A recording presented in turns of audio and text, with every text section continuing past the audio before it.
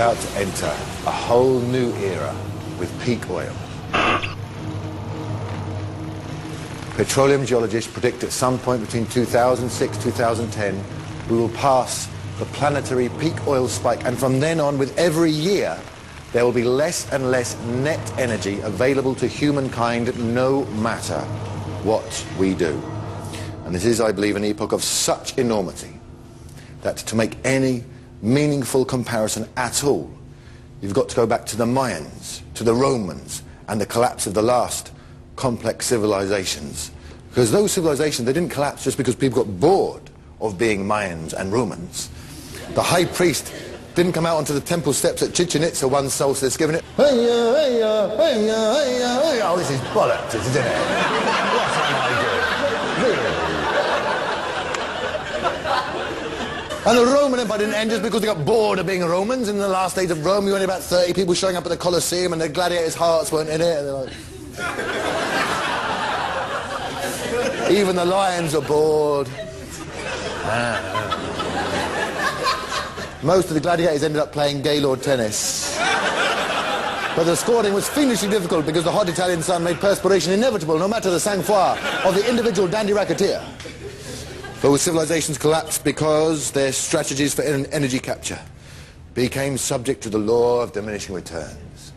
Now, there's a brilliant book out in a minute about peak oil called The Party's Over. Oil, War, and the Fate of Industrial Societies, although I sometimes suspect that it's because my own life is so empty that I'm powerfully attracted to a book whose title is The Party's Over. Yeah, Jude Law, swanning around the globe with all your actress girlfriends. Well, I'm afraid to have to tell you the party's over. And all you young people driving away in the nightclub discotheques, going home and having free love, excuse me while I take the needle off the record. The party's over. And Richard Heinberg, who wrote The Party's Over, his thesis is, look, the name we gave to the world that first coal and then oil made is industrial society. When we pass the peak oil spike and oil depletes rapidly, it is the collapse of industrial society. And that faced with this enormous fact, this elephant in the room, humans are in denial, looking as ever for the quick techno fix, but there is no way out. Not this time, but we are suckers, and we need to believe. Like the victims of every conflict ever played, we need to believe, but there is no way. Well, we run out of oil, we go to the hydrogen economy, but there are no hydrogen reservoirs. Beneath the Thames Valley, you make hydrogen fuel cells from fossil fuel cells. You can use hydrogen fuel cells to store wave and wind. It's not useless, but it's not an energy source, it's an energy carrier. No way out. Well, we run out of oil, we go to the nuclear option. Well, apart from everything else is the small matter. That from mining to decommissioning, the nuclear cycle as a whole produces 75% as much carbon emissions as coal-fired gas stations, non-starter. No way out. I don't want to bum you out totally. There are some hopeful technologies, credit where it's due.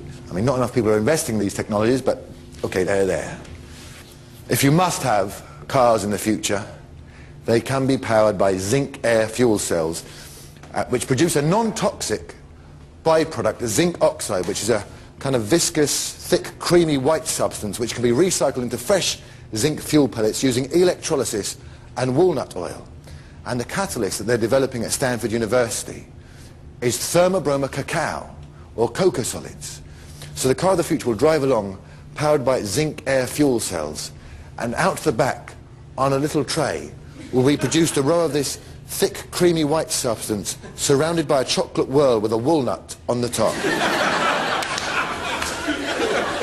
There is no way out. And transport is the least of our concerns. There is the small matter of the oil we eat. Since the 1960s, food is oil. In 1944, the average American farm produced 2,300 calories of food energy for every calorie of fossil fuel energy went into the field. In In 1974, historically, that ratio became 1-to-1. In our own time, thanks to nitrogen fertilizers, oil-based pesticides, refrigeration and four-figure food miles, it's 2,000-to-1 reversed. So you'd think, wouldn't you? The lead item on every news show every night would be, how are we going to feed ourselves now that the oil is running out? There's a very timely book out at the minute called Who Will Feed China? Wake-up call for a small planet. Although personally I think they're asking the wrong question. The question should of course be, when will feed China? Who's going to feed South America? Who's going to feed Europe? Big questions no one's asking. There's only one place I know on this planet doing any research into this, the Ecology Institute in Willits, California. And their statistical modelling starts on the assumption that there will be 7.5 billion of us on this planet in the middle of the 21st century.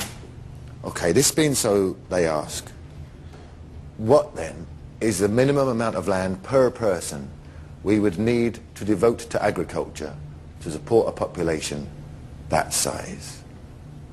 And the figure they come up with, 2,800 square foot per person. Doable. I should say, however, that their statistics are based on a strictly vegan diet, bio-intensive farming, and the composting of all plant and human waste, including post-mortem humans. A somewhat skanky concept at first, I'll grant you. But I think in time it could develop its own dignity and gravitas, especially if the rich and famous lead the way.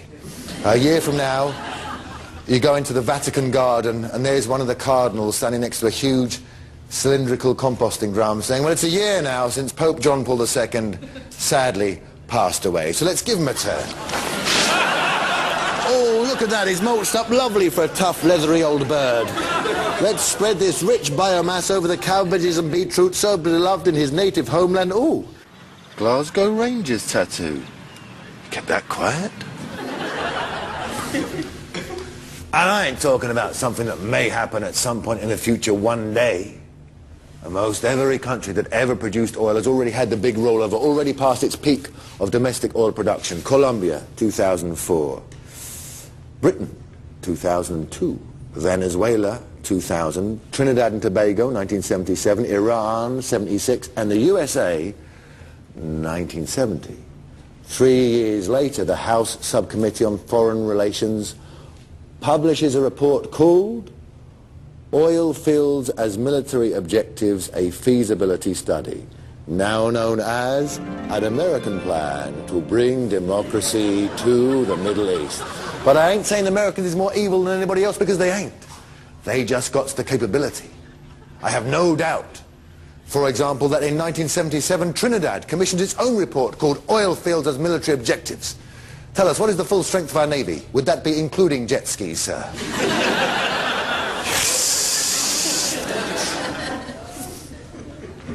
And of course, catch 22 is the very worst fate that could befall humanity and all the other little species is the discovery of huge new reserves of oil beneath the tundra, or the burning into the sky of what's already known about. Because the climate chaos that would unleash would make the mere collapse of industrial society a sideshow bagatelle. Therefore, since we've got to make the switch from oil anyway, why not do it now, while we've got an electricity grid that works 24 hours a day to work by, while we have cash from the energy windfall of the 70s to invest in renewables and in changing the whole shape of everything? Or we can spend this money sending battleships out to capture the dwindling deposits of the last hours of ancient sunlight. But to make the switch from oil now would take a World War II collective effort on behalf of the citizenry. Would mean, for once in our lives, getting off our arses and doing something. Us, not politicians, us. Now, when I first started getting involved with radical, direct action, non-hierarchical, eco-autonomous grassroots organizations, I didn't understand the concept of no leaders. I thought I did, but I didn't. And I got to the nearest alpha male or alpha female and say, here's what you should be doing. Why don't you do this? It'd be great if you all did this. When are you going to do this? And they give me this look that I never understood, which was kind of... I think weird. I went up to the next alpha. When are you going to do this? It'd be great if you did this. Why haven't you done this yet? Yeah, when are you going to do it? It'd be wonderful. Why don't you do this? And again, they'll give me this look, like... And I've got a year, the penny dropped, and I finally realised what that look meant, because they won't tell you, because that